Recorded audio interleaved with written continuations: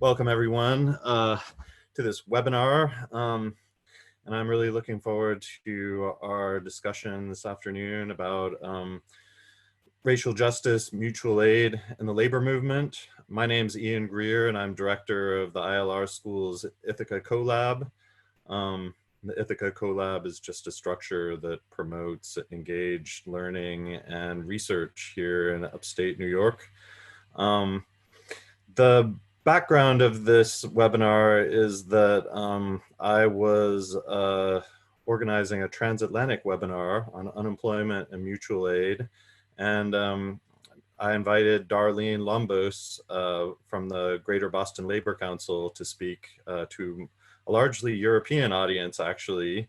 It turned out she couldn't do it, but after talking with her for a while about kind of what's going on in Boston, I realized that actually what she's talking about is very similar to what many of us are trying to do here in Tompkins County. So I'm really glad that that it was possible to create an event where we can discuss these issues.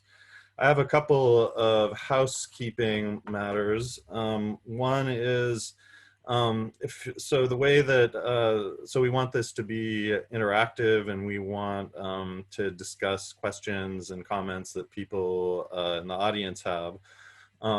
The way that you ask a question or make a comment is you drag your cursor down to the bottom of your screen, and you'll see Q&A with a couple of speech bubbles. So that you click onto that, and then there's a way to type in a question, and I will be monitoring that. Once or twice over the course of the webinar, we'll remind you that that is there, and that's how you ask a question. The second piece of housekeeping is recording. So we're recording this webinar, and it is we're going to make it available on the website of the Tompkins County Worker Center. So many thanks for attending, and I'm going to turn it over to Pete Myers. Pete. Except you have to unmute yourself. Evidently, I'm still a novice. Hi, everybody. I'm Pete Myers with the Tompkins County Workers Center. I'm one of the founders. We were founded as an organization back in 2003 when we did a big campaign with the paraprofessionals, which are teachers' aides, teaching assistants in the school district. And after a 2-year campaign, we got a living wage together. We started out as a living wage coalition, and I'm proud to say that we've helped to make that institutional in Tompkins County. An institutionalized sense. We presently have a campaign that would mandate a living wage for every single worker in Tompkins County, not unlike Seattle and some cities in California. You might have seen our recent press release about who makes the living wage percentage-wise in Tompkins County and who doesn't. 26% of white people make less than a living wage, and while I would have guessed that the Black population was higher, I wouldn't have guessed that 75% of the Black population in Tompkins County makes less than a living wage. We also do a workers' rights hotline, which is quite vital, and we've been particularly hit during the pandemic with people with unemployment claims and not being able to get through. It's just devastating for so many people. We also have a lot of issues going on with unsafe workplaces, as you can imagine, especially now in this period of time. We've had 4 successful union drives come through our work. We've had over $1.5 million in wage theft. Wage theft is just billions and billions and billions of dollars nationwide are stolen from workers. And I'm also proud to say that we've been affiliated with Jobs with Justice for 13 years. And I'm also happy to say that we have our organizing director for National Jobs with Justice on this call. And finally, really one of the issues that, one of the realities is that the Worker Center sponsors 3 projects as a fiscal sponsor. 3.5 years we've been fiscally sponsoring the Tompkins County Immigrant Rights Coalition, and it's great that we have Shannon Gleason on this Zoom call. The last 5 months we've sponsored a brand new organization called Ithaca Tenants Union, which has obviously been making the news beyond just Ithaca on the rent cancellation. And for the last 4 months, we've been co-sponsor or fiscally sponsoring Mutual Aid Tompkins.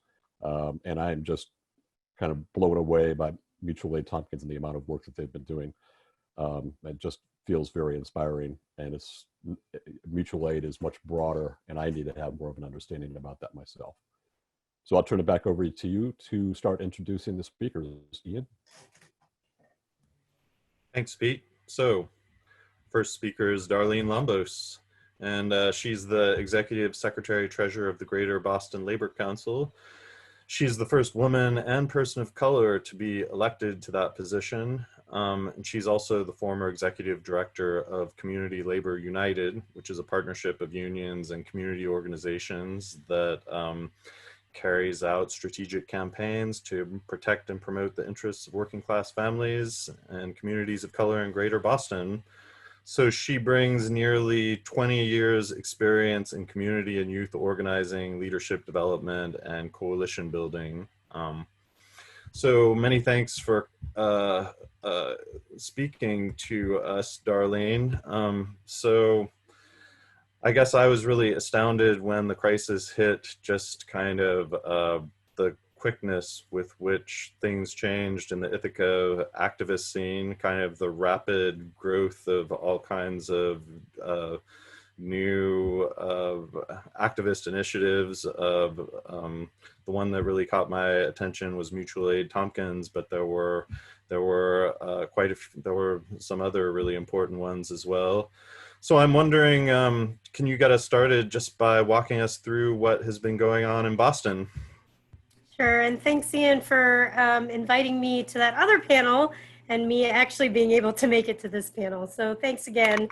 I did want to take just a little bit of step back because I know you want me to talk about the mutual aids societies and the great work that's happening here, but we're lucky because some of that work happened well before the pandemic and also before the uprisings around Black Lives Matter. So I do want to mention just back, there is a context in which we're organizing here in Boston, and particularly the importance of me being in the head of the Labor Council now. And just contextually, there's a number of us who had come together, women and women of color, when I was at CLU. We brought together a group to really start thinking about what is our shared analysis and what are our long-term goals. We affectionately call it the 10-year agenda, where we did a series of conversations throughout Massachusetts with our labor partners and our community movement building partners to talk about what's going on and why we can't actually get any legislation passed. And so it really made us have a shared analysis around the neoliberal agenda, the rise of authoritarianism, not just Trump and Trumpism, but obviously what's happening in the international context. We have Bolsonaro in Brazil, we've got Duterte in my home country, the Philippines.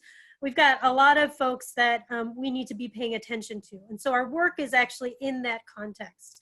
Our movement building is in that context. Our worker power and power building is in that context. And so I did want to just share just a very short video. This was, I think now about 4 or 5 years ago, where the women and women of color have come together, and we had what we call the Public Goods Summit, and we ratified what we affectionately call, I say, a 10-year agenda. Now we know it's 10 years every 10 years because this is long-term movement building, but it is important to have sort of a shared analysis, a shared kind of principles of how we're going to move together, and have it be really rooted in an intersectional analysis with women and women of color leading. Why that's so important, though, is because it does, the Action at South Claremont House, it was a culmination of a lot of research we did with our national partners, Little Sis, Partnership for Working Families, ACRE, and they helped us understand, that there is a corporate power structure here in Massachusetts and in almost every state and city that moves a corporate austerity agenda, neoliberal agenda in every state, city throughout the United States. And we have to actually be able to expose and name them. No matter who's in office, they run their agenda.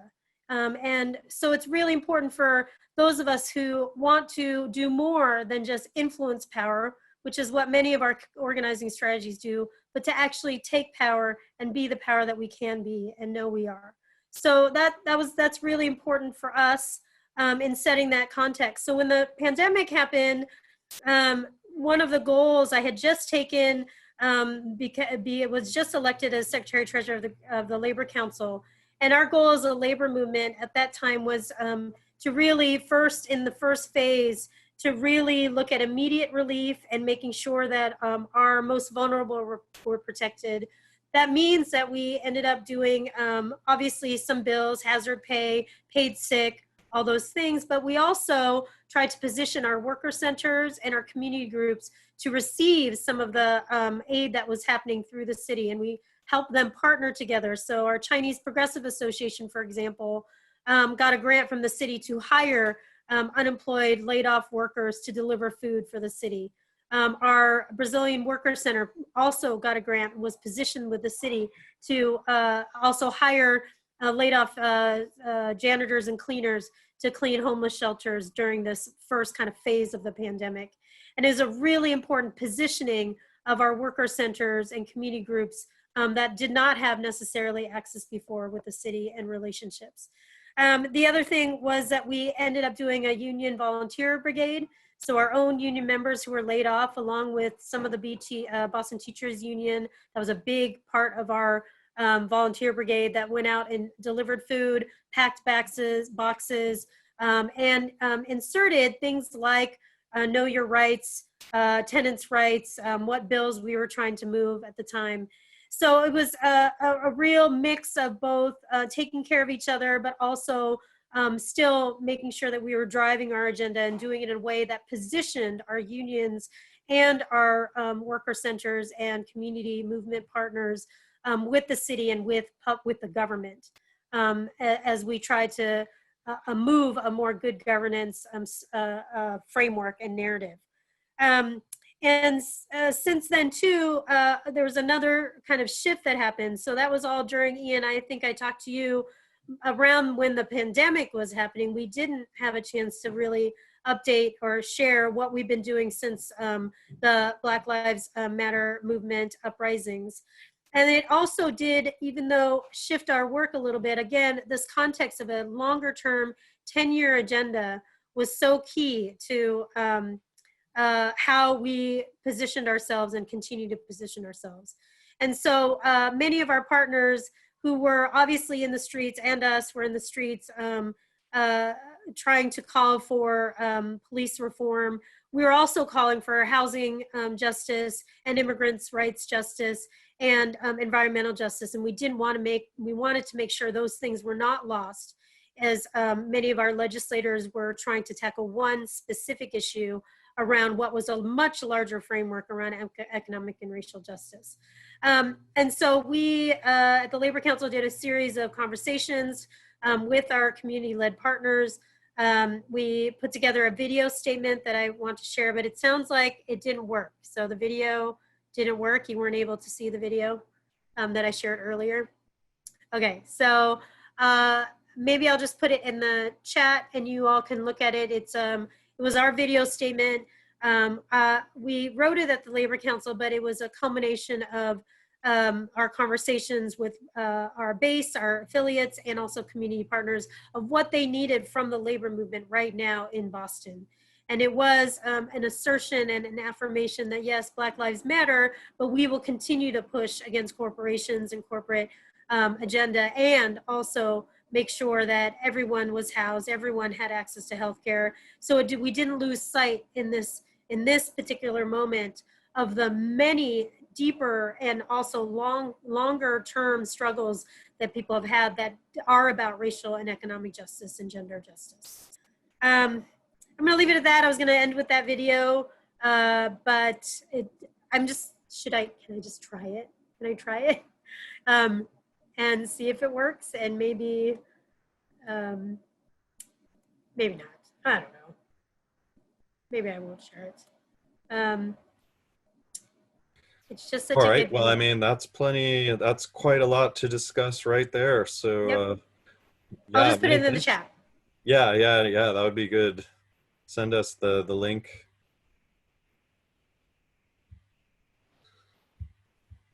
Okay. Well, thanks so much, Darlene. I'm going to introduce our next speaker, Juliana Garcia. Juliana is originally from Fort Worth, Texas, and moved to Ithaca in 2010 to attend the ILR school at Cornell. She's immersed herself in the community and has a passion for bringing her Mexican culture to the area through dance. Juliana is a social worker by trade and has a passion for strengthening the bonds of our community. She is honored to be organizing through Mutual Aid Tompkins with lifelong activists and hopes to continue to honor the work of those who have come before her. And again, Mutual Aid Tompkins is really rocking it. Juliana. Hi, thank you so much for having me. So yeah, I'll just speak for a minute about the work we've been doing, and then Alexis Esposito, she'll be joining us shortly, and she's also doing a lot of organizing work with Mutual Aid Tompkins. But this came about, the formal organization, right, of it came about in mid-March, right before everything was shutting down. And it was really just a Facebook group, right? So it's kind of amazing to see what's come out of just a Facebook group. So yeah, we started as just a resource for people because there was just nothing coming out of the organizations. Everyone was kind of in a standstill, not knowing what was happening, right? And things were changing every second. This has happened across all the communities, right? And so there was a need to be able to continuously update the community what was happening. Whereas an organization would update their website, right? And that would be a static page. And then 3 hours later, that information was out of date, right? So it really came out of just collecting community information sharing. And then the work has evolved because so many people wanted to get involved and wanted to, give money to people and didn't know how to connect, right? So we ended up starting to collect funds. And to date, we've raised $88,000 and redistributed $32,000 in direct aid to individuals and families. And with this, what we've really been trying to tell the community, right, at the heart of Mutual Aid, it's no questions asked. People know their needs, right? And we trust that people know their needs. And that's been a difficult concept for people to wrap their heads around, right? It's okay, well, where's the form I have to fill out, And it's no, there is no form. We trust that you know what you want. Sorry, I have my toddler with me. Mama. What, baby? And so, yeah, so we've also, one of the main parts of our work is not only doing the immediate needs, but doing solidarity funding. So we've redistributed around $26,000 to BIPOC-led organizations who are aligned with mutual aid principles in Tompkins County, because we do know this work has been happening, right? So mutual aid isn't something new, right? BIPOC folks have been doing this work as a mechanism for survival long before this pandemic hit, right? And so reminding the community of that this work has been happening. These are the other organizations in town and the other people in town who have been doing this before this formal, right, Mutual Aid Tompkins came to be. And so there are a lot of different aspects of the work, political education is a big one. Within our Facebook group, we have around 8,000 people, and a lot of the conversations that come up are, we'll be sharing something about the tenants union, right? Or the rent strike or whatever else. And people are that's not the place for that kind of, this isn't the place for that kind of conversation. And so letting people know that no, mutual aid work is, right, explicitly anti-racist and anti-capitalist. And that's been a little bit more difficult for people to wrap their heads around, right? Because they don't really understand. So we've been trying to do more on the political education component and letting people know this is really something that we're going to be working towards for a really long time, right? And it's not just when this pandemic is over, this work ends. So how to involve all the people in our community who want to get involved, but haven't been doing activism or, practicing mutual aid, how to bring those people into the fold of the work. So we're just going about doing our thing. And I'm really happy to be on this call and see how it all intersects, right? So that's something we've been trying to show in our group, how all of this intersects and bringing the anti-racist and anti-capitalist lens to it. So yeah, thank you. Thanks so much, Juliana. Our next speaker is Shannon Gleason. Shannon is an associate professor of labor relations, law, and history at Cornell's ILR school.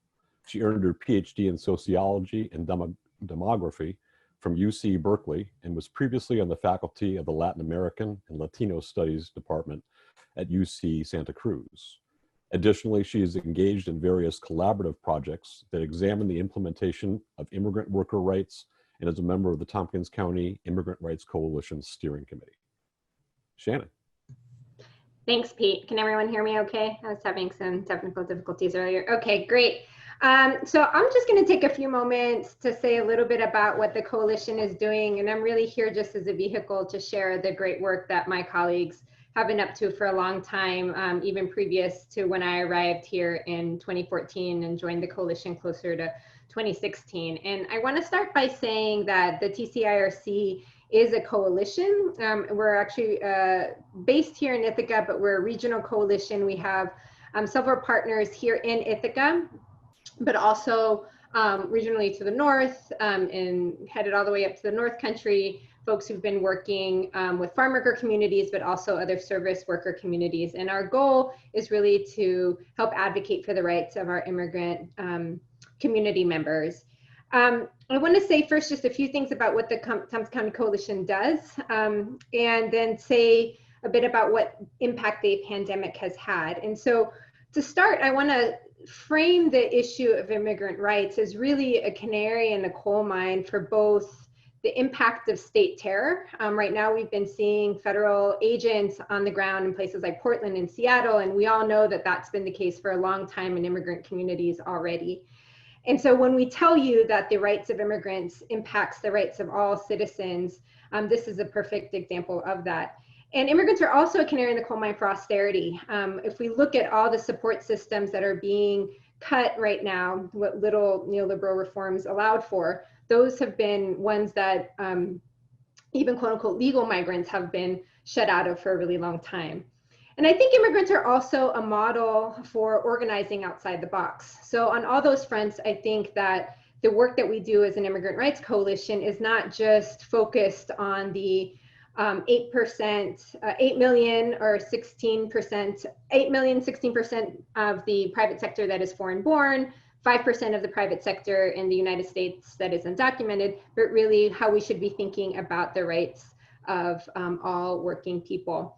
And so the kind of work that the Tompkins County Immigrant Rights Coalition does, in part in partnership with other organizations, but also independently through our working group and our steering committee, includes things like a rapid response group, which is meant to pay witness and testimony to the presence of ICE in our local communities. Also, we have a legal aid fund whose goal it is to help people who are fighting deportation and trying to get out of Batavia, which is our local detention center near Buffalo. And also we have an ongoing outreach working group that is meant to not only pressure accountability on the part of local policymakers. You might know that Ithaca brands itself as a sanctuary city, but that is really a symbolic title, but it takes the work of groups like us and our allies in terms of keeping local government accountable to those promises. So I just want to touch on about 3 or 4 different ways in which the pandemic has impacted us. I think probably the most tangible is looking at what the conditions are of detained people in Batavia, similar to what we know is the case of criminalized people in prisons and jails across the country. COVID is rampant in those places on top of the already existing abuses that was there. And my colleague Patricia Rodriguez has been working with Justice for Migrant Families and other groups to try to see how we locally can help support that release. ICE has been transferring people between detention centers, not addressing COVID in the jails. We've gotten reports from folks that there's not even soap available. And so the conditions there are really a matter of life and death. We also know that the asylum system at the border has been nearly eviscerated, and that the USCIS bureaucracy has come screeching to a halt in some places, along with the judges in the hearings, which were happening in person. So everything is gummed up more than it already was, and it's becoming something that requires a lot more advocacy than even before. The other work I want to highlight is that of my colleague Mary Jo Dudley, who runs the farm worker program out of Cornell and also works with a number of other allies and worker centers across the region who are doing work on farms. As you may know, our dairy workers, but also other farm workers, are incredibly isolated, not only physically, but also linguistically and socially. And although they themselves are doing a lot of mutual aid work amongst the communities, there's a couple of structural reasons why that work is particularly hard. A lot of them are reliant on housing that's tied to their employers, and healthcare is incredibly difficult. And so it really takes the work of folks like Mary Jo to get not only the health education, but the health resources. We had examples of COVID outbreaks, one recently because a white worker refused to wear a mask on that farm. And so ongoing issues of just kind of basic needs, and also housing precarity, not just for the farm workers themselves, but also their families as a whole. We are also carrying on parallel work around mutual aid, very much with the support of Mutual Aid Tompkins as well. And I want to highlight that this work is especially important because many of the illegalized populations that we work with are shut out of the minimal support systems that we've seen put in place by the federal government. Just basic things like unemployment, even in regular times, is foreclosed for these folks, the CARES Act, and even other benefits and services. And so these are folks who are not only shut out from those support systems, but especially vulnerable to job loss and worker exploitation. So we've been trying to do that outreach, but of course it's incredibly difficult to do that face-to-face right now. And we're trying to be as innovative as possible. And lastly, I just want to highlight many of us on this panel and in the Immigrant Twice Coalition are faculty and educators on campus and have connections to our regional schools and universities. And part of what we've been doing also is holding our campus leadership accountable to the platitudes that it often puts out in glossy statements about its commitment to immigrant students. And since the rescission of the Deferred Action for Childhood Arrivals program in 2017, and even despite the more recent victory that we saw in the Supreme Court, our students are incredibly vulnerable. And we've done some fundraising and legal aid work and just the ongoing accountability again to make sure that these folks who are our students, but also whose families are our friends and neighbors in other communities have access to just basic resources. I myself have known students whose both parents in other cities have had COVID and are living in incredibly precarious situations. And so we as educators are trying to do that work here locally, but also how to support our systems, our students beyond the local system. And so I'll stop there and simply to say that I think the pandemic has thrown into light a lot of the needs that already were long existing and really forcing us to think in innovative ways about how to do work, both leveraging the existing organizing tools that we have, but really thinking about new ones and not necessarily waiting for the federal, state, or even local governments to respond. So I look forward to the conversation. Thank you so much, Shannon. I do want to remind people who are attending this webinar that there's what's called a Q&A function at the bottom of your Zoom dashboard. If you have a question or comments, feel free to put that into the Q&A function, bottom left, just a bit left of the center, at least as it shows up to me. I'd like to introduce our next speaker, Russell Rickford. Russell is an associate professor of history at Cornell University and an organizer with Black Lives Matter, Ithaca, as well as the Ithaca Democratic Socialists of America, and as well as being on the board of the Tompkins County Worker Center. He specializes in African-American political culture after World War II, the Black radical tradition, and transnational social movements. His most recent book is We Are an African People, Independent Education, Black Power, and the Radical Imagination. He's currently working on a book about Guyana and African-American radical politics in the 1970s. Russell, take it away. Thanks so much, Pete. And thank you to the organizers and to the Workers Center and to my fellow panelists. And actually, I'm delighted to be going directly after my comrade Shannon Gleason. I think many of my comments are along similar lines. So I'm also very much looking forward to the conversation, and I hope that we can have a dialogue. I did want to just take a minute or two to make some broad comments about how we might understand some of the complexities of this moment, our current historical moment, and in particular, the kind of popular rebellions that have been unfolding across the United States and many parts of the world in the last several weeks. And so I think it's an exciting moment in many respects. It's a moment that's pregnant with possibilities. It's also deeply traumatic, obviously, an uncertain moment. It's a moment in which we're dealing with, I think, two interrelated crises. I mean, obviously, there's this, crisis of white supremacy, of police violence or police terrorism, state violence.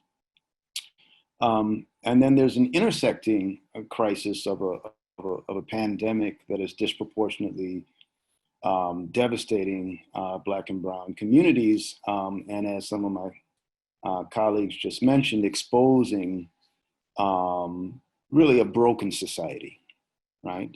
A society that is inadequate to meet even basic human needs. So within this context, I think it's been extraordinary to see Black Lives Matter emerge as the cutting edge of struggle, the spearhead of struggle, the crux of struggle, the vocabulary of struggle. Again, not only in the United States, but in many parts of the world. And I think it's important to ask why. I mean, why is this phrase, why is this movement, why is this framework captured people's imagination? I mean, on one hand,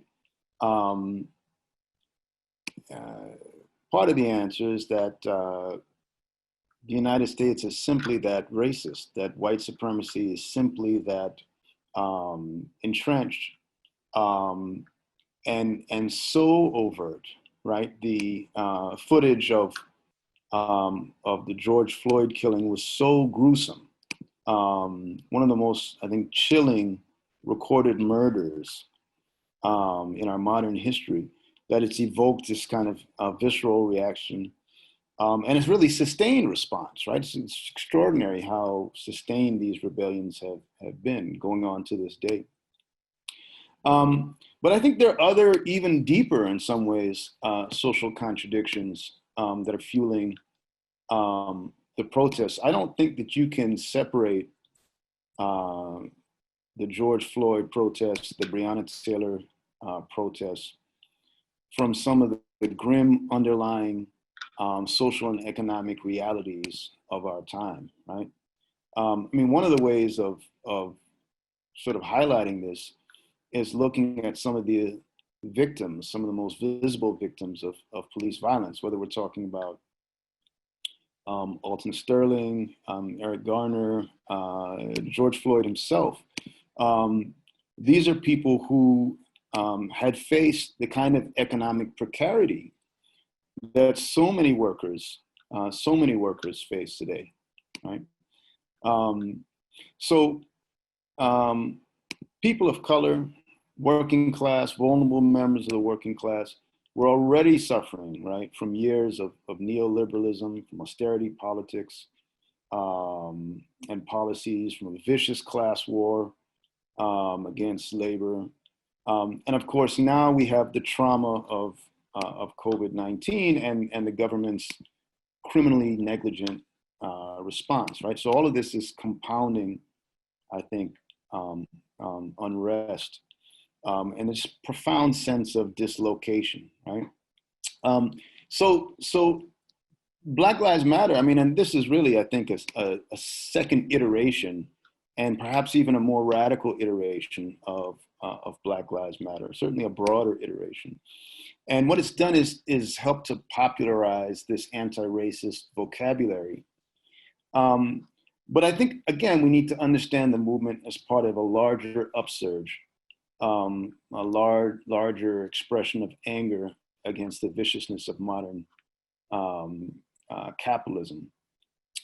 What I'd like to do, and just in the last 30 seconds or so, what I'd like to do is, both within this conversation and in my activist work, is to think about ways that we can not only broaden and deepen the BLM revolt, but also quite specifically is center the question of economic justice within anti-racist struggles and vice versa, right? Which is to say, make sure that struggles for economic justice, that struggles for worker power, that the labor movement is also centering anti-racism and struggles for racial justice, right?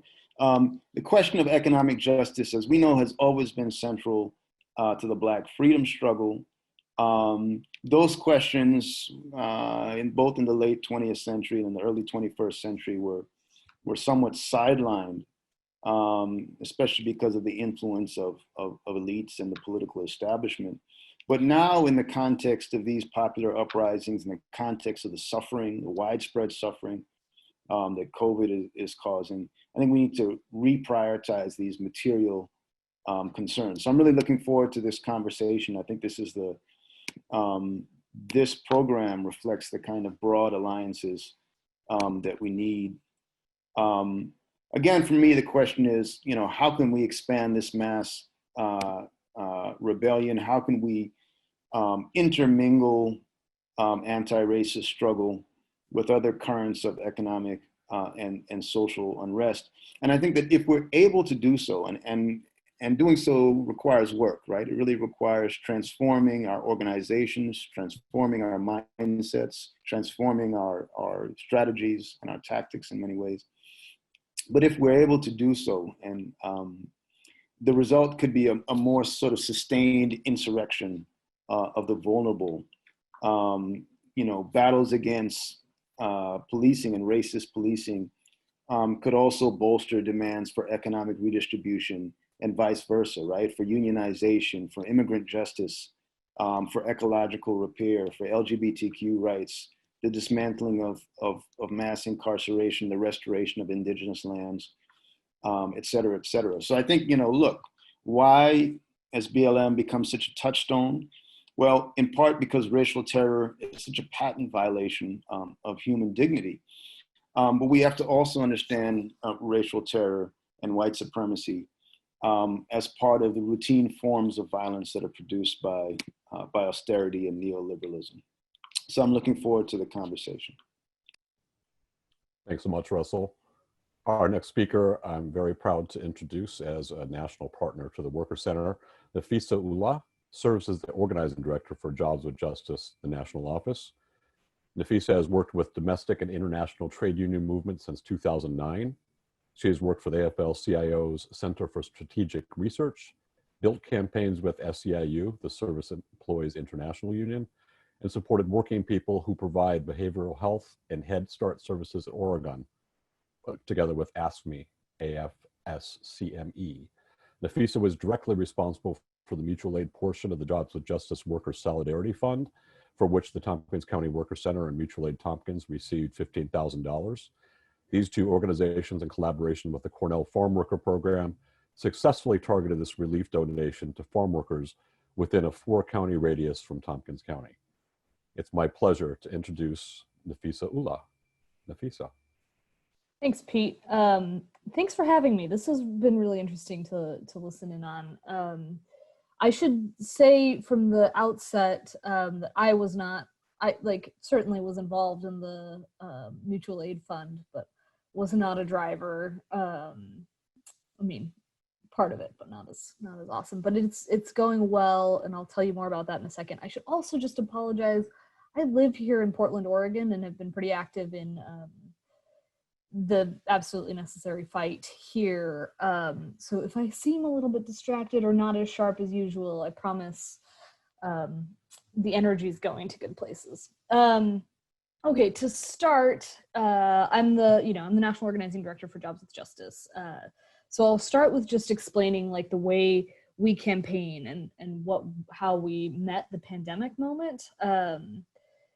And then I'm going to move into what that has meant, where mutual aid emerged in that work, and how that has created a different kind of what that means differently in the moment that we're in now, amidst this uprising for Black lives, continued pandemic, essential worker exclusion, a bunch of other stuff happening simultaneously. So bear with me, fingers crossed. So Jobs with Justice, no surprise, we are totally down with the union. We believe in collective bargaining. We think it's the kind of the gold standard of an economic relationship. We start there, and then we try to apply that same relationship to as many economic relationships as we can. So we kind of believe that collective bargaining is the best possible way to level the playing field between worker and employer, but that same relationship should exist between tenant and landlord, between borrower and lender, between any other economic relationship you can imagine. What that means for our work is that that's where most of my time goes, is to building campaigns, fighting with cities, counties, corporations to build other mechanisms for having a say, for having bargaining power. Now, we all know that economic relationships aren't just economic relationships. And so some of the places where we've seen opportunities to expand places to bargain in this moment are around health and safety. And so you can imagine the health and safety committees at Amazon warehouse facilities and other places like that, where having one place where workers can come together collectively to have a say on some conditions, even if it's not recognized by the corporation, even if it's not acknowledged by district managers, having a place for collective power can then expand and grow into other things. Okay, that's just the overall context of what we do. The pandemic came to us, and we were supposed to have a national conference. We were scheduled for a national conference in Atlanta, March 13th. Not great timing in hindsight for 2020. But what we did was we met the moment understanding that there were four tiers of engagement. Here in my hand. The first was immediate relief, which is where the mutual aid piece comes in, but it's also where campaigning comes in. And J with J doesn't do any piece without the other, right? Mutual aid is awesome and excellent and needed for immediate relief, but without also confronting the structures that created the need for us to be there for one another, it's not enough, and it's never enough. And so part of the immediate relief was also about rent cancellation, also about eviction moratorium, also about utility shutoff moratorium, et cetera, et cetera, et cetera. The next phase was about social concessions, sick leave, personal protective equipment. And what we didn't realize was going to be a major fight, transparency and disclosure, right? There's a question in the chat about how often are workers being exposed to the virus. We don't know, and they won't tell us. From Amazon to meat processing facilities to farm workers to grocery stores, employers are not disclosing, despite the fact that workers are fighting and fighting and fighting. Alongside every demand for personal protective equipment, there are demands for disclosure about how many people are sick, how exposed am I when I come to work. And it's just such a basic tenet of democracy to have access to information, and workers are being denied it. Okay, tier 2. So that was immediate relief and then social concessions. Then tier 3 is economic accountability. What do I mean by that? Let me look at my notes. This piece comes in when we're at at all of the city, county, state, and federal level legislations that include stimulus and relief. So you remember in the first package, we won no buybacks and pass through, no buybacks, meaning, airline industry. We won in the airline industry that there would be no buybacks, meaning that the billions of dollars that went to the airline industry couldn't go to just buying stocks back later when the market rebounded to consolidate the industry. Lastly, structural decision-making, which we'll get to more, but that's the piece about expanded bargaining. So we identified that there are these 4 lanes that we had to engage in the pandemic. We've been doing so moderately successfully. The economic accountability part is really sad. We had all this space given the current,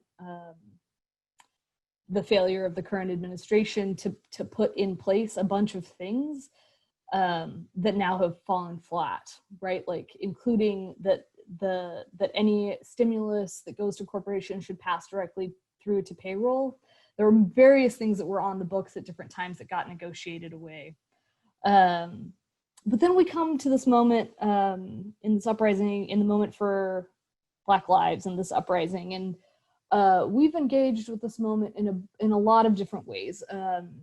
For those who don't know, our executive director, Erica Smiley, is also, she's also extremely active in the movement for Black lives. She's a total badass and is wonderful.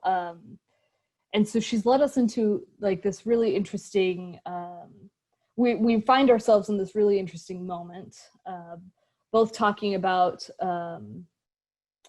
accountability within the labor movement structures, including the police unions, and playing an interesting role in advocating for what seems like radical transformation to our movement in the way we deal with police, at the same time as really drawing a direct connection between what has happened in the erosion of economic democracy and how that's led us directly to this moment. And what I mean by that, and I'll bring a real personal Portland example, is that, okay, George Floyd was murdered ostensibly for a counterfeit $20 bill.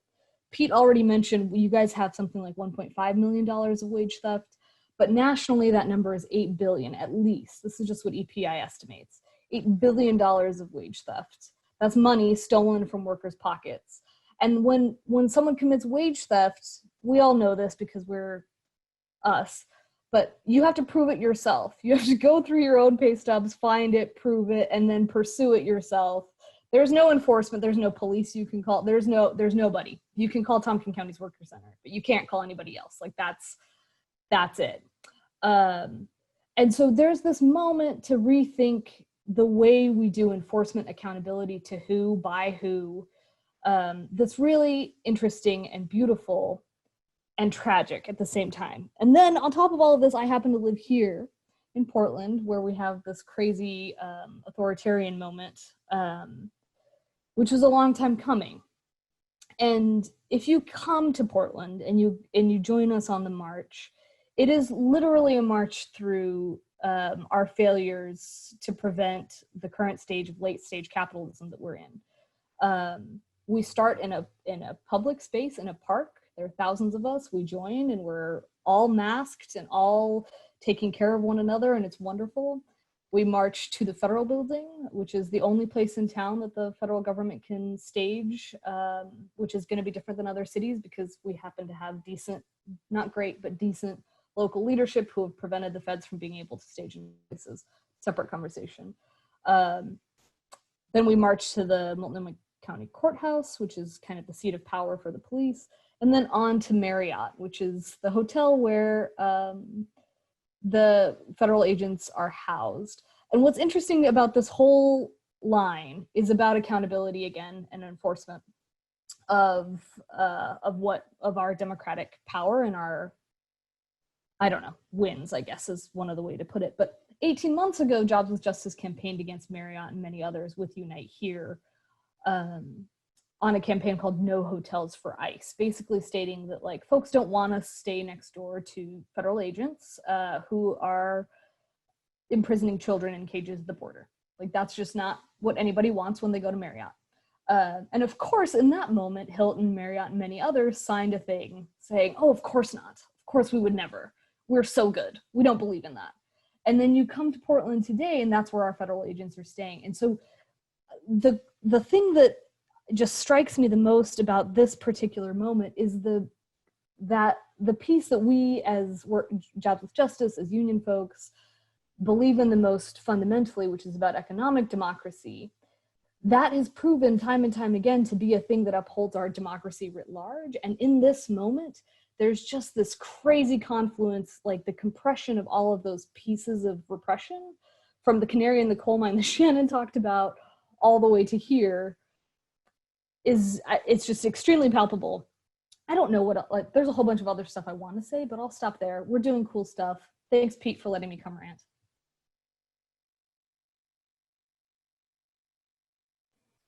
Thank you so much, Nafisa. Our next speaker and our last speaker before we go to questions is Alexis Esposito. Alexis was born in San Antonio, Texas. Alexis is Guani, Black, and Northern Mexican. She moved to Ithaca in 2008 to pursue a bachelor's degree in music composition at Ithaca College. After graduating, Alexis was quickly absorbed into the community and embarked on a path of exploration that led her back to nature and her indigenous roots. Guani, or Taino, her indigenous roots, Guani or Taino. For the last few years, Alexis has cultivated a deeper relationship with seeds, birth work, health, and the land through her traditional indigenous culture. She believes that through a harmonic relationship with nature, we can begin to restore equilibrium as individuals and as a human collective. Alexis is the co-director of the Traditional Center for Indigenous Knowledge and Healing, co-conspirator with Mutual Aid of Tompkins County, co-owner of 2 businesses. Alexis is a doula, an herbalism apprentice, a seed keeper, food sovereignty advocate, and a strong advocate for traditional Indigenous culture with her family. Alexis.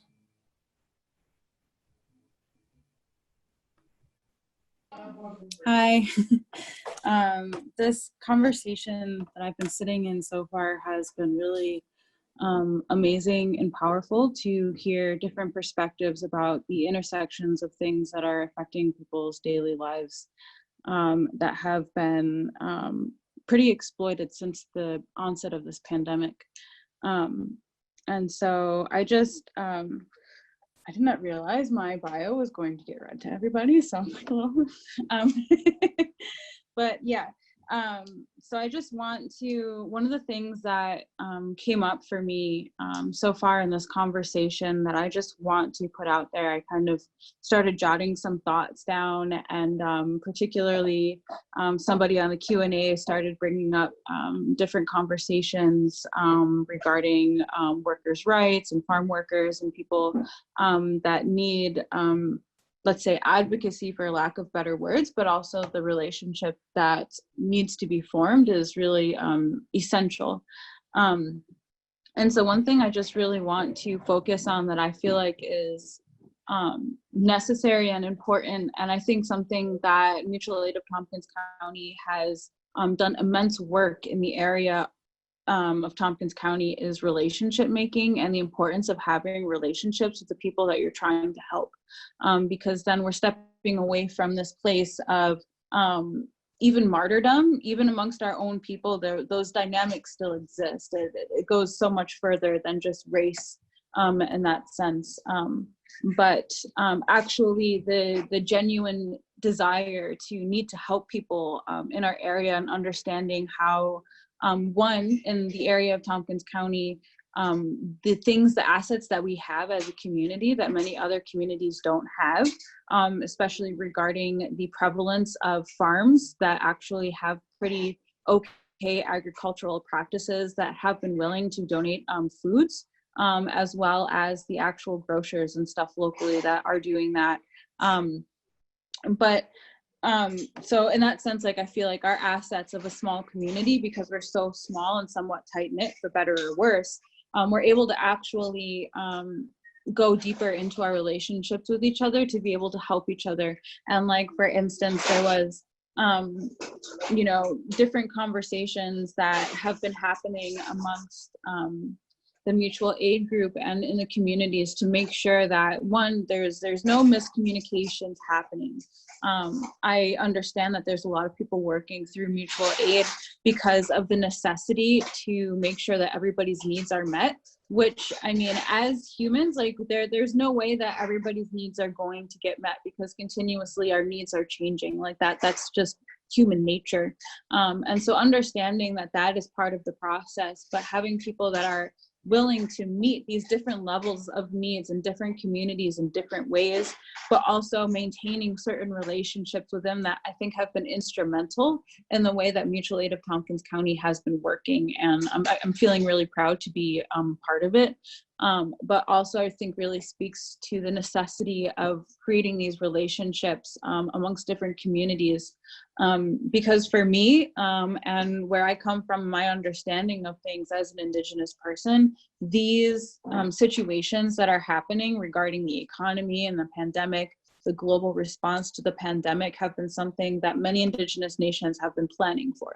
So for us, it's just kind of like, oh, okay, like, this is what, our elders have been saying amongst the generations. Like, this is just something that is part of a natural order of things. And so we have been taught the importance of having food sovereignty, maintaining relationships with the land and with the people around us, and understanding that there needs to be an economy aside from this capitalistic monetary economy.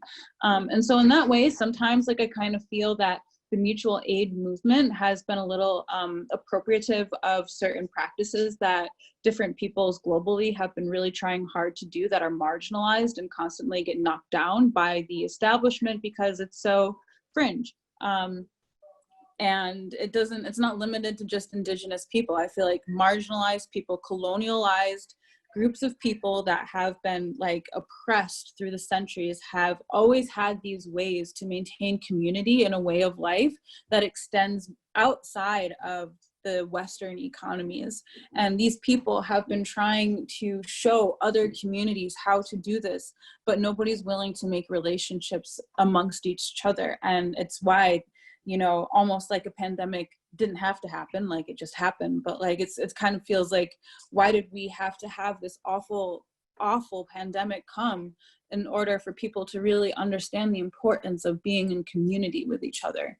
And so I'm just saying that because I know that there's a lot of people out there that get frustrated in this work that's being done, because within these movements, within these labor movements, within these social justice and racial justice movements that have been happening since, I mean, basically the onset of colonization, all of a sudden are much more meaningful now that, you know, people who might have not been following them see this purpose during a pandemic, which it extends so far beyond that. And it's important to see that, but I'm happy that we're having this conversation so that these intersections can really be highlighted in a sense where like, it's essential for us to create these relationships amongst these movements and each other in order to forge forward. Because in my experience and my observations of our economy and the globe right now is I don't really think anything's ever going to go back to the way it was. And so we need to be figuring out systems outside of the systems in order to create sustainable communities, whether it's through whatever movement that speaks to you, but knowing that every single movement that's happening, there's these correlations that are so similar to others that as long as we're creating like really wholesome relationships, not just like, oh, like I need you and you need me type of relationship, but like, hey, what are you about? You know, like this is important right now. And I think, I feel like from what I've heard, like a lot of these conversations have been touched upon, but it's just a perspective that I wanted to offer, and also kind of to really show the importance of mutual aid and what it's been really doing in the county. So I'm just going to keep it short. Thank you, Alexis. Yeah. So we're going to start with our questions. We're going to start first with the pre-submitted questions, and want to encourage people, if they want to submit a question during this webinar, there's a Q&A function at the bottom of the dashboard. We actually only have about 15-20 minutes left to answer questions. But the first question is, what strategies can we as Tompkins County residents use in order to sustain these different organizations into long-lasting movements?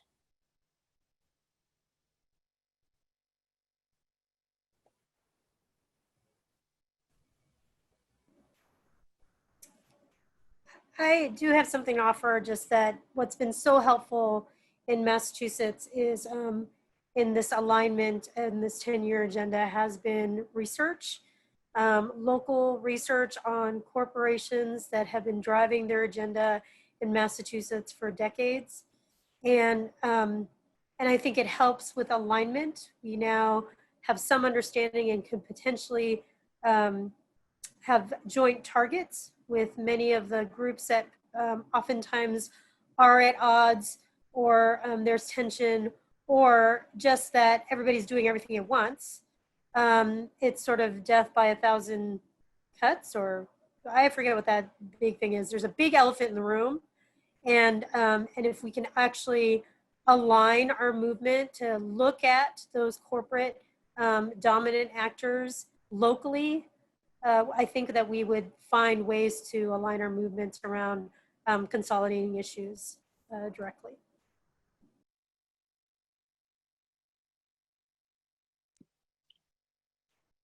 Pete, can I just hit on it really well too, like the relationship building, right? Like that is so key. So get to know your neighbors, you know, like get to know your neighbors, get to know what they're looking for, what they need, connecting with the people around you, connecting with like your environment, you know, do you have a garden? Are you gardening? Like a lot of those things, right?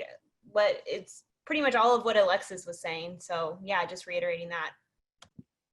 Could I just add to that briefly, Pete, by saying, I mean, you know, on one hand, as Alexis and Juliana and others were saying, there's a very long tradition and a very honorable tradition, absolutely essential tradition, practiced by indigenous people, by traditional communities, by many folks.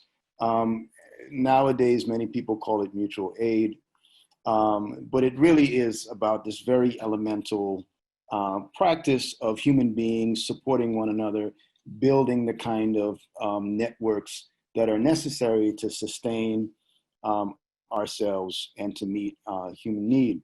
I think it's critical, obviously, that we continue to build those kind of institutions, those kind of practices in our day-to-day lives.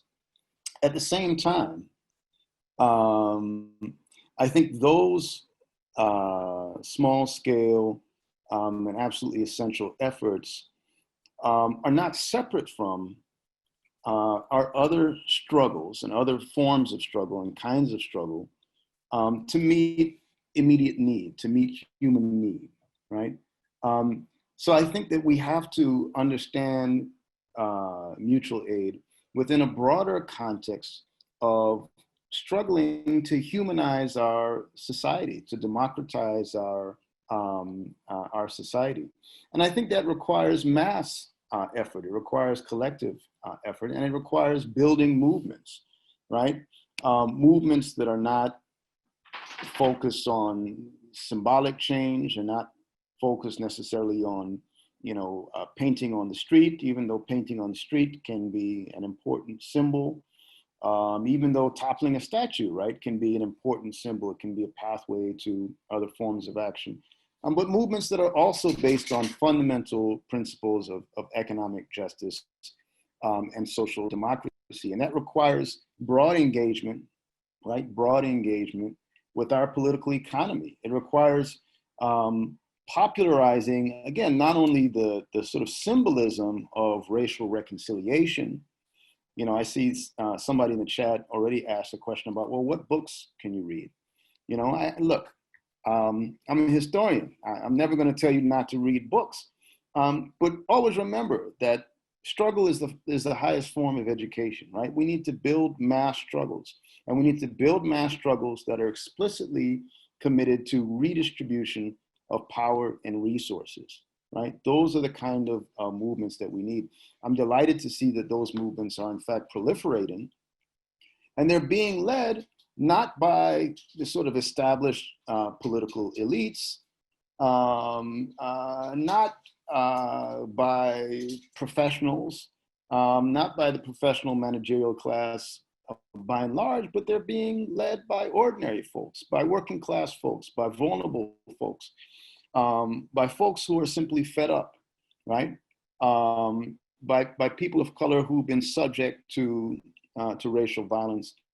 And I think these are the kind of movements we need, and we need to find ways to build broad alliances among people who are facing economic precarity and social marginalization. And we need to name the enemy, I think, as we've already done on this Zoom. And the enemy is capitalism.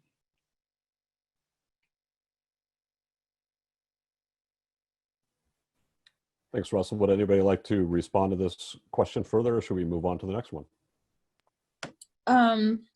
I think one thing that, in response to the question, one of the things that I'm just like thinking of or coming to mind is just like, so everybody here is representing themselves or an organization, and it's to, you know, answer questions and be part of the solution collectively. And so I just want to say that even something like this is a good strategy to keep conversations going, you know. So something that seems to happen kind of often in the area, but like right now, like something that might be powerful is just like, oh, we could all make a commitment, you know, to keep meeting, you know, once every few months or something like that, to make sure these conversations don't stop and that we're working together, because already now this becomes an intersectional movement together in that sense, you know. And then in some sense, maybe like mutual aid could also facilitate certain relationships in the community, as far as just community members seeking maybe a job or something like that, and other people in other institutions understanding that there are certain opportunities that happen. Otherwise, I do feel that it's a really deep question for Tompkins County, and for being such a small place, and also for Ithaca having this reputation of being a very like enlightened and liberal place. It's also not, and that idea needs to really keep breaking down in order for these things to keep happening, in order for this to move forward and progress in a positive way. The conversation of why does that delusion exist? You know, why do people think that about Ithaca, and what are people here in Tompkins County willing to do to ensure that that type of reputation does not keep moving any further, so that people are going to speak out against all of the stuff that happens that is not just. Like, those conversations and those things need to be said without fear of any type of getting reprimanded by whatever institution. Like, you know, I think that that could also be part of the strategy. But these are just some ideas that I have.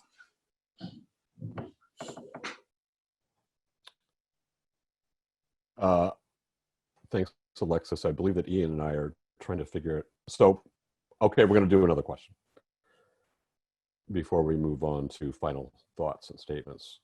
How can the Ithaca Tompkins County community level the playing field by offering people of color jobs that are typically given by word of mouth to those affiliated with Cornell and Ithaca College?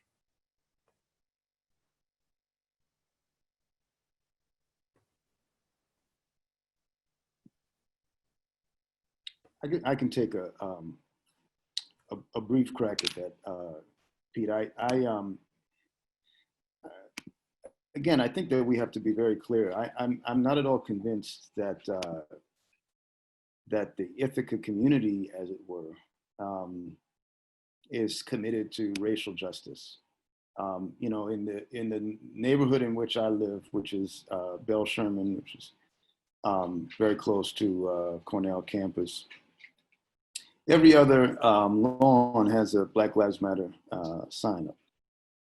It costs absolutely nothing in political terms to put a BLM sign on your lawn.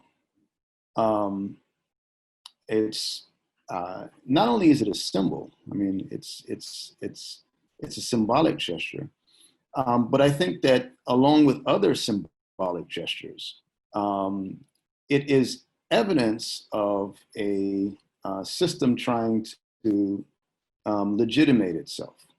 Okay. Not a system trying to change fundamentally, but a system trying to legitimate itself, right? And so I think what we need to do is we need to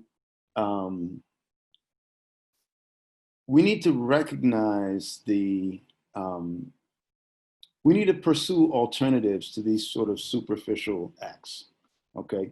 And those alternatives have to be rooted in genuine forms of justice and genuine redistribution.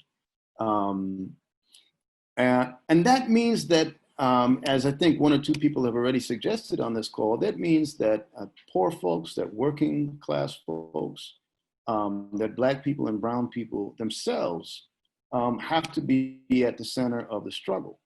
And that we have to recognize that there's going to be a sustained struggle, that there are never any real concessions to marginalized people without sustained struggle, right? And sustained struggle is not a lawn sign, and it's not a painted street, right? So we need to build and support the kind of fighting organizations that can wage mass struggles, that can build multiracial, radical movements to bring about, true transformation. Those of us who want more opportunities for workers of color and for all working class people have to struggle for it, right? And we have to build movements explicitly centered around economic justice. And that's the kind of long-term organizing work, right? That requires real resources, requires real strategy. And frankly, it's difficult. It's difficult to do it in the age of COVID, and it's difficult to do it over Zoom, right? So clearly we have to be safe. Clearly we have to distance, but we do have to get back to these grassroots traditions of organizing. Just want to raise that kind of what's underneath Russell's answer is also like, so we need to do better. Like there's all this performative racial justice stuff that's happening now, performative anti-racism that's happening, great, whatever. But that like underneath the question is like, okay, so there's like how, and obviously I'm not in Ithaca, I don't know anything, I know very little about Ithaca, it's beautiful, that's about as far as I know. Pete's super cool, I know that too. But what I do know is that underneath the question isn't just about like, how do we dismantle the nepotism or the whatever structures are existing in access to good jobs in Ithaca? The question is even deeper. It's why are some of us excluded from access to any upwardly mobile jobs, period? Not just in Ithaca, but nationally. Like, why is there this structure that continues to replicate itself economically? And where do I have a say in changing that? And I think that's the in-between question between Russell's answer, the question that was posed to bind those two together is like, we actually have to transform the entire structure, and we can start in whatever ways we have agency. And if that's alongside, cool. If that's in your own personal hiring practices at Cornell or Ithaca College, cool. But there's actually something much larger and nefarious at play, which is an entire system of economics based in the founding of our country that's about exploitation, it's about taking, and it's not about justice. And we have that whole lineage to fight against, which is like no joke, like this is our life's work. So no problem. And it's also, right, like the centering of whiteness, right? Because you hear a lot of like organizations like, how do we be inclusive? And it's like, well, you're still centering whiteness then, right? And so like you need to decenter whiteness in order to have a better organization and attract people who want to work there, right? Like, yes, you can hire BIPOC folks, but like, is it a safe environment for them to work in, right? Like, if you don't create that, then you're setting people up for failure. So then you can point and say, see, like we did hire and look what happened, It's like, no, that's the issue, right? The environment is the issue. So like, decenter whiteness in your like workplace. So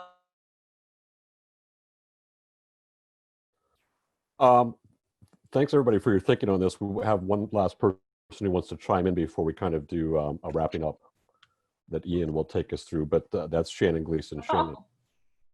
Oh, hey everyone. I actually think Juliana's son should wrap us up. He seems great. I just want to end by saying that the accountability for our universities, and Cornell in particular, my employer, should go beyond the hiring. It also we should stop thinking that Cornell is necessarily an emblematic employer that we should all aspire to. I think that the Good Jobs, campaign at Cornell goes beyond faculty and staff hiring. It's also important to understand the contingent academic labor on our campus, the grad union busting that's been happening up on campus, the contract and temp work that often goes unnoticed. Those have been the first to go during austerity, and it's been very difficult to get information from our administration about what those layoffs look like in parking, dining, building maintenance. And so I would actually shift the question and say, who subsidizes the university's presence in our community, and where can we benefit from the redistribution of those resources back into the community to do work, not just on campus, although those are certainly jobs that should become more available. But I also think that those resources should be flowing off campus to some of the work that we're doing, and have frankly cut back on, either through the cutting back of extension and cooperative extension or other mechanisms that put money back into the Ithaca and Tompkins County and upstate community more broadly. We seem to be enamored with New York City and Cornell Tech, but really the investment with local expertise, both in terms of academic, but also other forms of community expertise, should be part of our public mission as a university. And so I would encourage us to think beyond those jobs, which I would argue are not necessarily what should be our end goal, because they're not the best for everyone except the privileged amongst us, including myself. So. All right, well, we have 10 more minutes, and before we get a final round of comments from our participants, I just want to read the comments and questions that people have put up, and you all can choose which ones to respond to in your final comments. So we have one that says, speaker makes mutual aid sound so wonderful, but I'm disabled. I'm not getting my needs met. And I was told by someone on the phone just a little while ago that the organization is suffering from a financial crisis and they can't help me much. I've also been turned down by the Office of Aging for being too young, even though I'm disabled. If you're under 60, nobody gives a hoot. So, you know, okay, it seems like that there are a lot of people out there who are really struggling, and what do you say in the mutual aid movement? A second question is, do we know how many incidents of bioweaponizing COVID against farm workers, as the example that was presented? A third question is on the subject of Black Lives Matter, what are some good books, authors, and websites for getting a strong theoretical perspective on the intersection of race, social movements, and economic dynamics? Good reading would be helpful. Let's see, there's a question. Seems like it seems like more of the voices of those most affected, workers, farm workers, undocumented workers, refugees, asylum seekers, etc., need to be part of and guide the conversation. How does that work, that building of relationships, in a much more intentional, non-exploitative, long-term way? How do we bring these voices in a sustained, participatory, interconnected, grassroots way when they may just be surviving day to day? Especially, how do you bring out their collective dreams of a different economic model to the table without it becoming a battle for someone else to wage? That is such a good question. I love that. I hope you guys take a stab at it. And that's it. So we have 8 minutes to go. Everyone gets 2 minutes. How about Darlene first? We'll go in the order we went in the first round. Oh gosh, closing is always so hard, but there's so much to say after such incredible panelists and then such good questions. I know we never have enough time. See, I just used 30 seconds of my time. So I do want to just, I think what I want to leave with is that it is, you know, I come out of an organizing tradition where people most affected by the issues need to be the ones that are leading the change, developing policy, the solutions that we're fighting for, and that our job as organizers, or our role as organizers and movement people, is to really make sure that we are giving opportunities for that leadership development, political education, political skill building, because we are really going to need politically astute and skilled people to challenge what we're up against. And again, going back to the context, we are in a period of a serious rise of authoritarianism where 50% of the world's population is under authoritarian rule. We have a long ways to go, y'all. We do. And I just want to remind people that our organizing has to be deep and it has to be broad. We have to redefine who the we are. We have to be able to be bridges and heal from the disagreements and challenges that we have. We need a united front that is going to actually challenge capital, racist monopoly capitalism in a way that actually builds and heals our community. And that means we have to involve the people and the grassroots rank and file members in that vision and in that strategy and in that political assessment. I'll just leave it at that. Thank you. And thanks for inviting me on the panel. All right, thank you. So Juliana has left us, so I believe Shannon is next. Oh, thanks. I'll just keep it brief. I would just say that in response to the questioning around voices of those most affected, I mean, what it comes down to, I think, is ceding power and resources, which is, I think, a hard thing to do, especially for those of us who are used to having those at our disposal. And I think centering immigrant, BIPOC, and other voices that aren't typically at the forefront, especially in a big university community, means taking a step back when necessary and a step up when our time is needed. And the reality is those of us who are in the academic community are often amongst the most privileged.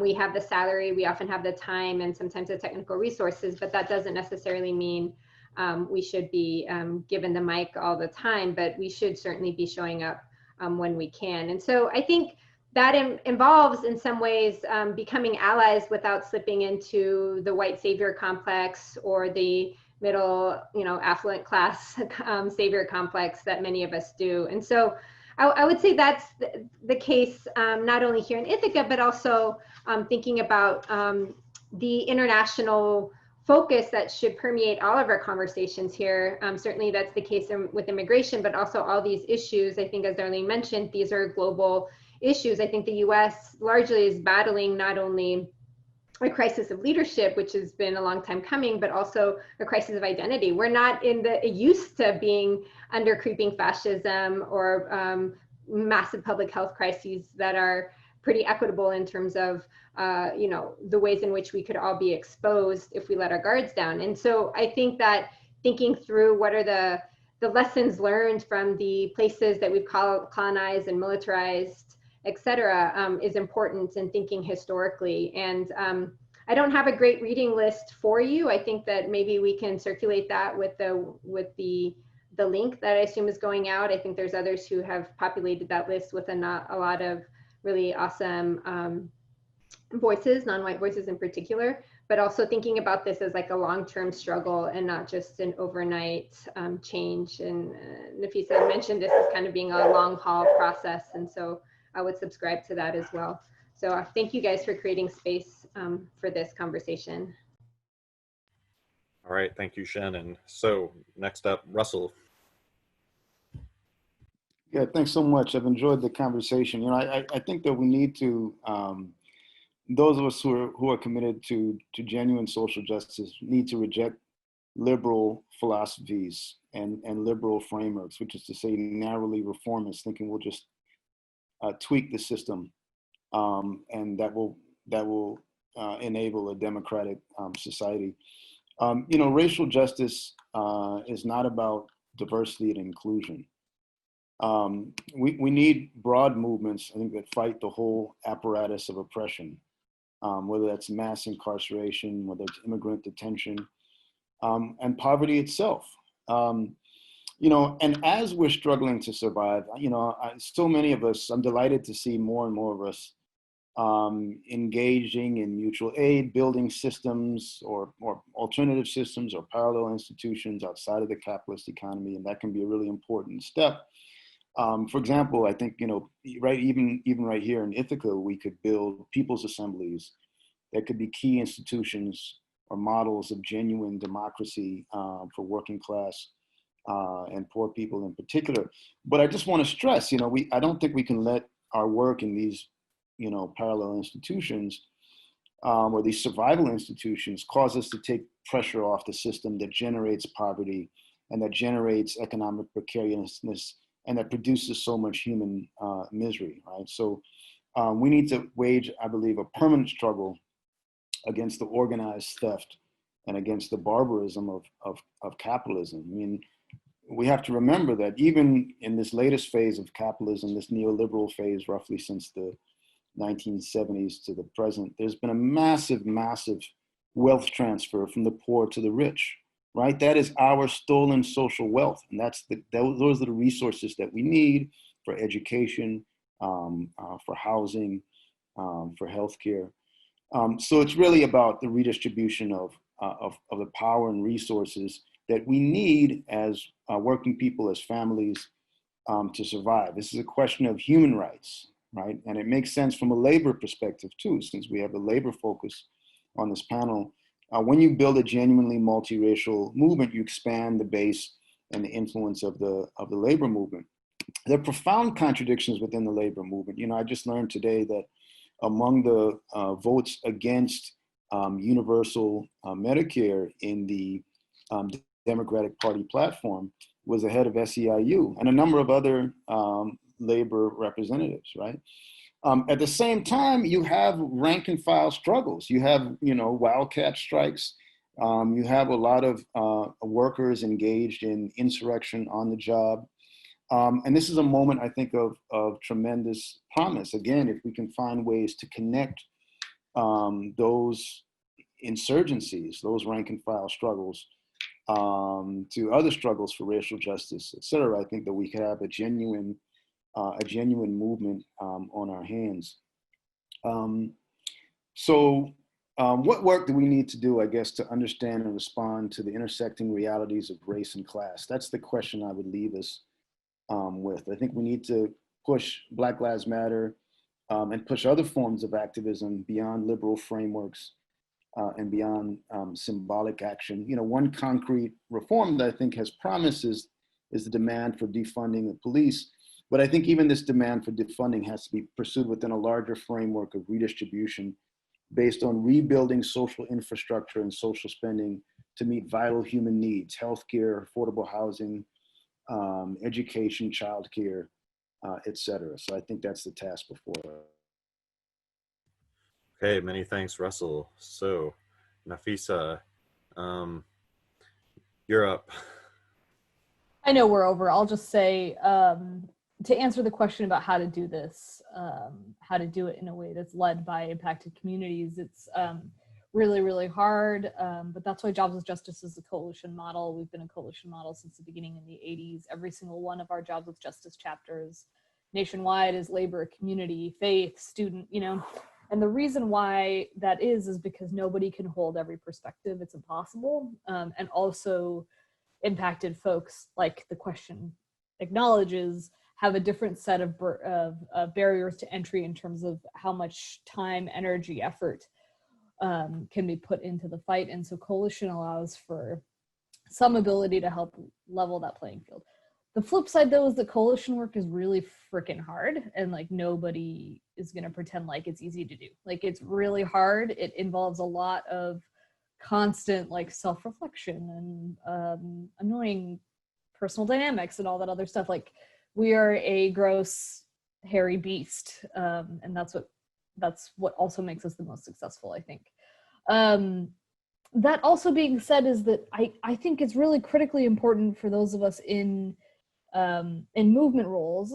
The academy, we could say a lot of things about academia, but in the movement, it's really important to stop pretending like we're more woke than everyone else. And in a lot of ways, like, you know, I'm queer and brown and Muslim, and my parents are immigrants, and like, I'm 99% of the time I'm an impacted community, but I also am raised here in an anti-Black nation, in a capitalist nation, and like you have to confront the fact that like, unless you're actively pursuing like anti-Blackness and anti-capitalist like mentality, like you're perpetuating those things. Even if you're me, even if you're queer and brown and Muslim and all these things, like you can still be anti-Black.